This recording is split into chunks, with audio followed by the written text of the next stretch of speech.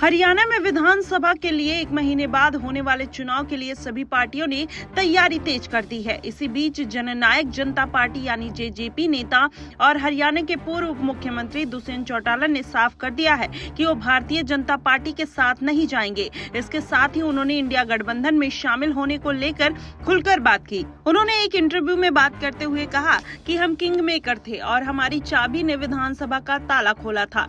आने वाले दिनों में भी जेजेपी प्रदेश की सबसे महत्वपूर्ण राजनीतिक पार्टी होगी।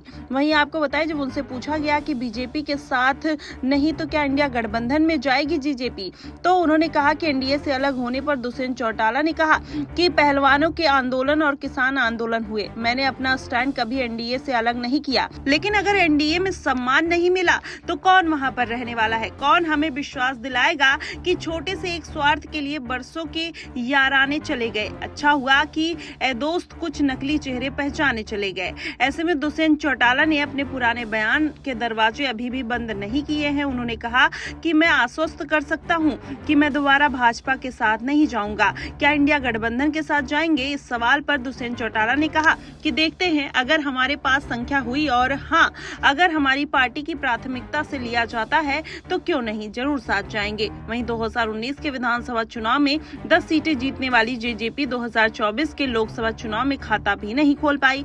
तो क्या हरियाणा के लोग दोबारा जेजेपी और दुष्यंत चौटाला का साथ देंगे? इस सवाल पर दुष्यंत चौटाला ने कहा कि जो होना था हो गया और जो गुस्सा था वो निकल गया। एक हरियाणवी में कहावत है कि अपने को मारे तो छाया में गिरे, यानी जो अपना होता है उसको मार के छाया में रख कर आते हैं और ताकि उसे धूप ना लगे। उन्होंने आगे कहा कि अगर मेरी कोई गलती है तो मैं माफी मांग रहा हूं। तो क्या हरियाणा के 2 करोड़ वोटर हमेशा मन में एक बात को रख पाएंगे कि लोग मजबूती से हमें गले लगाएंगे? आपको बताएं, चुनाव आयोग ने हरियाणा विधानसभा चुनाव के लिए तारीखों की घोषणा कर दी है। इसके साथ ही अनुसार राज्य में सभी सीटों पर 1 अक्टूबर को वोट डाले जाएंगे और जबकि वोटों की जो गिनती है वो 4 अक्टूबर को होगी। ऐसे में भारतीय जनता पार्टी और इंडियन नेशनल लोकदल ने चुनाव आयोग को चिट्ठी भेजकर छुट्टियों और बिश्नोई समाज के धार्मिक कार्यक्रम का हवाला देकर चुनाव तारीख बदलने की मांग की है।